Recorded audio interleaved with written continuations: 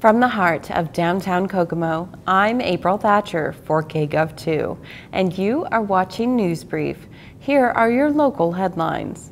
The National Association of Home Builders Wells Fargo Housing Opportunity Index has ranked Kokomo highest on its Housing Affordability Index among smaller housing markets for the third quarter of 2014.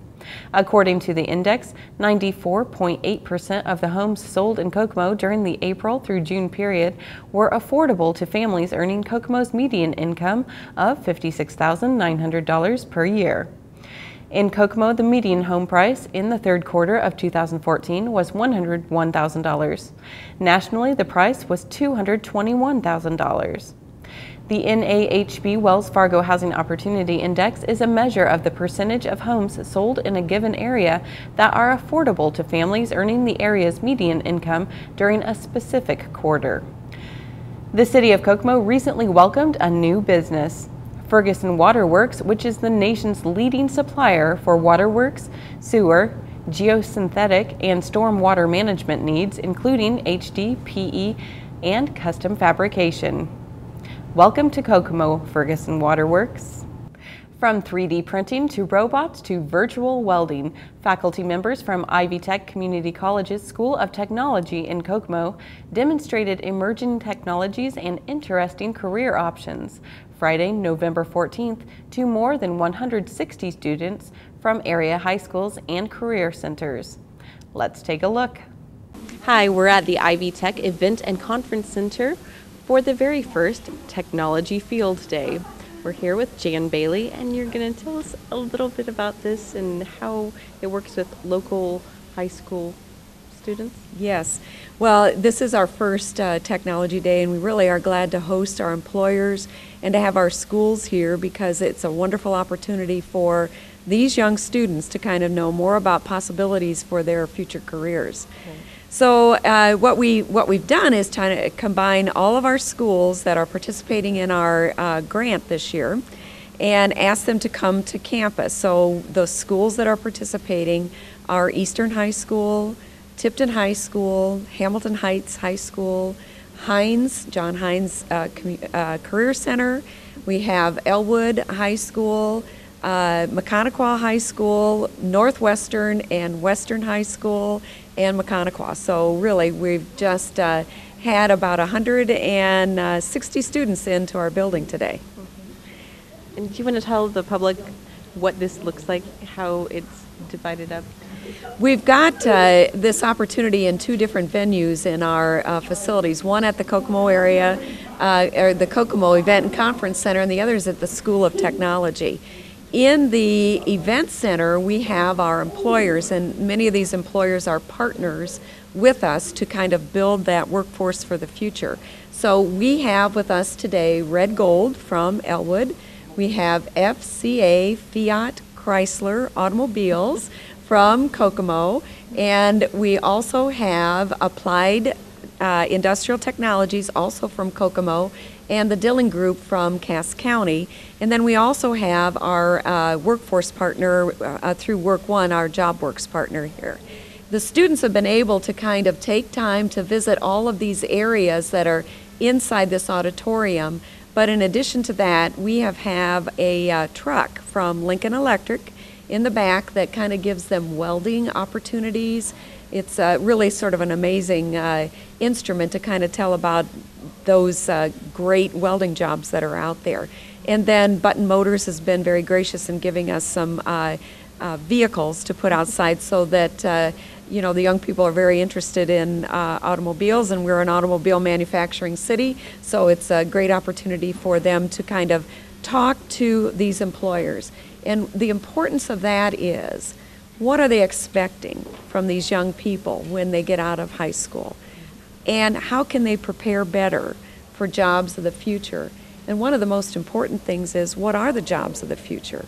And we know that through the baby boomers' retirements, there's going to be a lot of opportunity, and the opportunity in an area where manufacturing is such a vital part of the economy, and to get those skills built up is really one of the focuses that we're trying to do through our first Technology Field Day. So it's been a very good day, and very appreciative of the employers that are spending their time with us and the schools that are participating. And the other venue that we have is over in the School of Technology, and we just visited over there and saw some tremendous demonstrations about teaching tools that we have to teach young people to be professionals in this area, whether it's CNC or the virtual welder or robotics. They have that opportunity to utilize those instruments.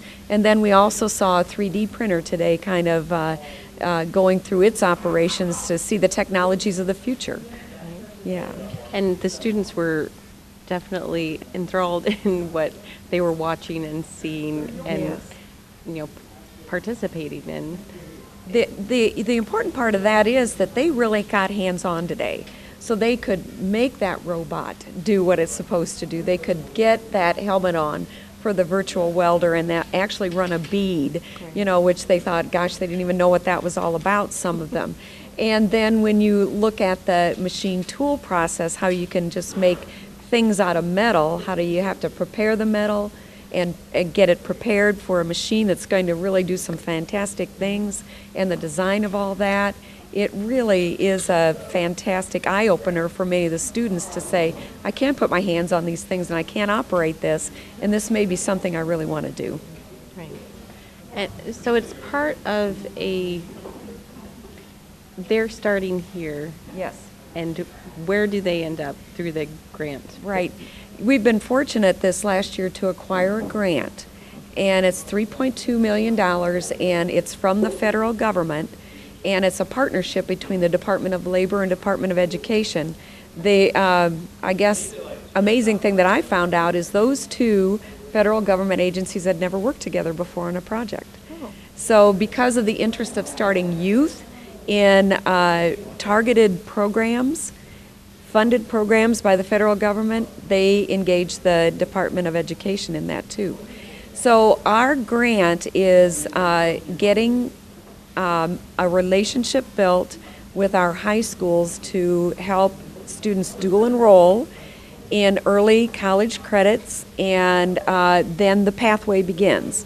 So we're hoping to get an achievement of at least a certification before they leave high school, and that certification then will move into a technical certificate, move into an associate degree, and we're hoping to get as much accomplished toward a technical certificate in their high school years, because that's free tuition throughout the Ivy Tech system for dual enrollment courses. But after they graduate and they're involved in this program from their 11th grade on, then this grant will pay for their associate degree.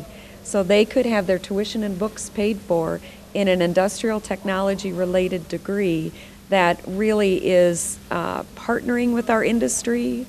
They get opportunities for internships.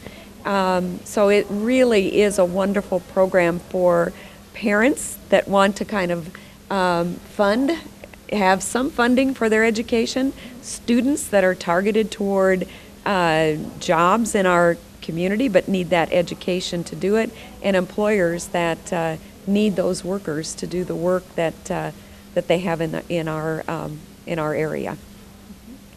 Well, thank you so much for explaining all of that to us. So we're here at the first ever Technology Field Day, and they are just doing a great job preparing today's youth for tomorrow's future. We're here with Connor Harvey from Maconaquah High School, one of the 170 students who are participating in this great event. So what have you learned from participating in this event? The event just today? Yes.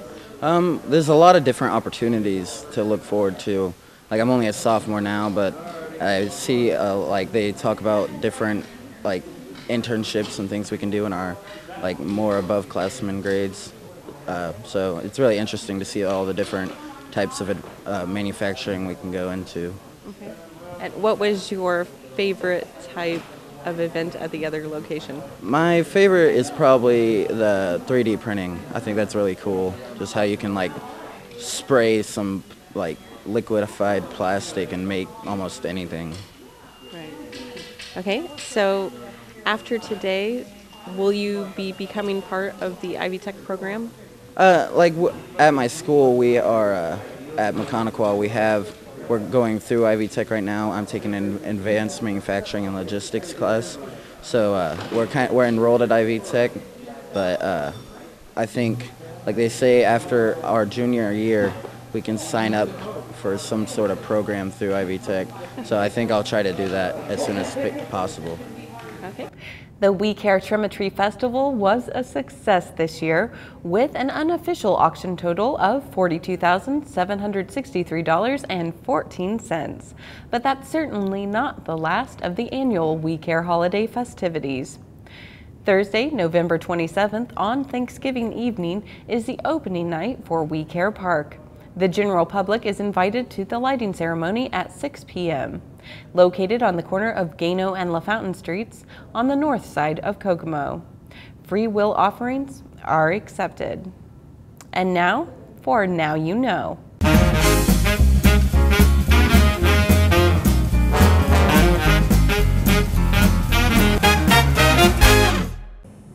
Welcome to Now You Know. We're here inside the Markland Mall at the south entrance by Sears. Both sides of the entrance are painted with beautiful murals depicting scenes of circuses and carnivals. But have you ever wondered why? Before the Markland Mall was in existence, the land was a cabbage field, home to farmer Paul Drago, who immigrated to the area from Italy. Drago was well known for being personable, and he became even more well known for letting carnivals and circuses set up on his property. In 1966, Simon brothers Fred, Melvin, and Herbert came to Mr. Drago with a revolutionary idea. They wanted to build an enclosed mall on his property. Mr. Drago gladly accepted, and the Markland Mall was born. Not wanting to forget the rich history of the land that the mall now sits on, Simon Malls and the Kokomo Art Association paired together with artist Dixie Binet to create this wonderful mural, which took over 1,000 hours to create. So, in case you ever wondered why the murals inside the south entrance near Sears depict pictures of a circus and carnival, now you know. And now for your 5-day forecast. Make sure that you have your hats and mittens out because it's going to be a cold one. Tuesday, windy with a few clouds from time to time with a high of 21. Tuesday night, mainly clear early, then a few clouds later on with a low near 15 degrees. Wednesday, mostly cloudy and windy. Scattered snow showers in the morning, high of 36. Snow accumulations less than 1 inch. Wednesday night, a few clouds from time to time with a low of 17. Thursday, except for a few afternoon clouds, mainly sunny with a high of 28. Thursday night, partly cloudy with a low of 19. Friday, partly cloudy skies with a high of 30. Friday night, a mostly clear sky with a low of 19. Saturday, sunshine and clouds mixed with a high of 39. Saturday night, considerable cloudiness, occasional rain showers later at night with a low of 36. Thank you for watching News Brief. For Kgov2 and the City of Kokomo, I'm April Thatcher. For more local news, be sure to tune in to Indiana Talks Radio for news on the hour. And now for your community calendar.